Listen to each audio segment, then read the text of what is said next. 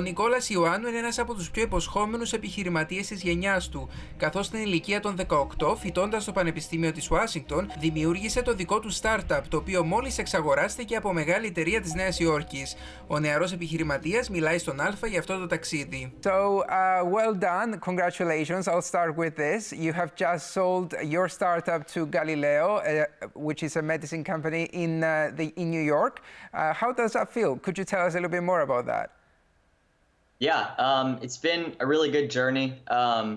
Learned a ton about how to build startups, just building good tech, building a good team. How did you come up with this idea? What was the need that you found in the market, and then you decided to build your startup from scratch? Yeah, sure. So I guess I can wind back a little bit too. My co-founder and I, we went to different high schools here in Seattle, Washington, and we stopped high school early to study computer science at UW. So we left after 10th grade. We were 15 or 16, and we met at UW. And there we bonded over our shared interest in tech and health. My dad is a physician. Several members of his family are also physicians. And so we were one day I was kind of looking over my dad's shoulder, and I saw that a bunch of the tools that he was using in his practice are very outdated and antiquated. And so me coming from tech and using all these modern tools, I was like, hey, this can definitely be improved. And what Spira did was, it was basically a no-code tool where physicians and operations people can create these intakes, asking questions to their patients via a form on their phone, and getting vital information, things like that.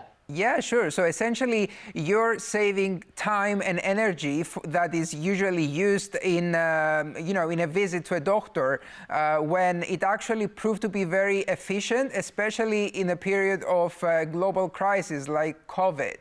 So how did that grow during the COVID period? Yeah, totally. So, one of the main segments we were targeting was telehealth, and so. The idea is that, telehealth during COVID became extremely popular. And so, already doctors' time is very valuable.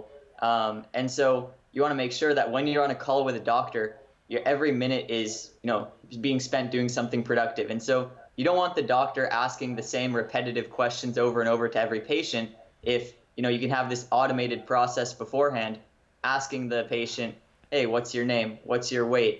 What symptoms do you have, right?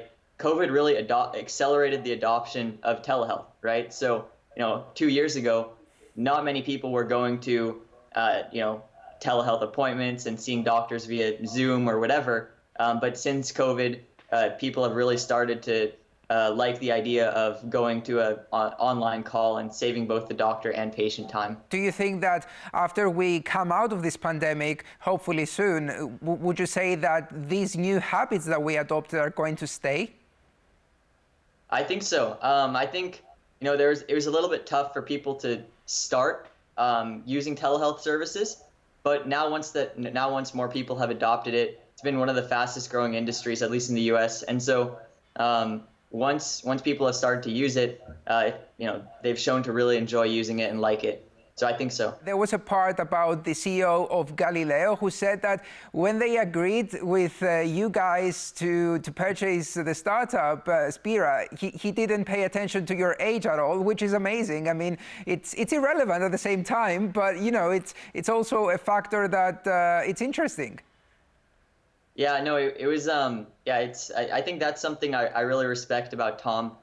He valued us for actually what we could do, what our actual skills were, and he didn't let our age being young factor into the equation. But one thing that was kind of funny was that in the end of the day, we still had to get parental agreement on the final paperwork, so we couldn't just sign it ourselves. I guess that was unusual for him as well. Yeah, we were talking with the legal team. Now that we're at the company, and they were all scratching their heads trying to figure it out back then. But now, obviously everything went well, so. Would you see yourself potentially working from Cyprus for an extended period of time, or is that not in the schedule for now?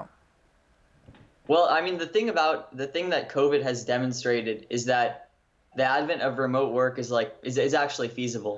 And so Cyprus is like another home for me. So I think at some point I'll definitely want to do some work and spend a longer period of time there, just see the family. And you know, it has a good different meaning to me than some other places. So yeah.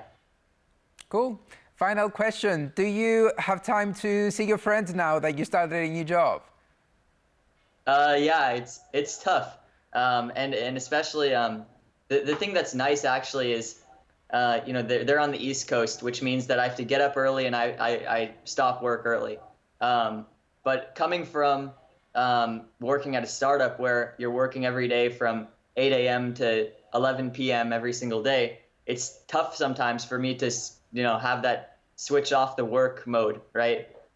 So I've been trying to prioritize hanging out with my friends a little bit more, but I'm very excited because in around August I'll be coming to Cyprus, so I'll get to see my family more, and so very excited about that.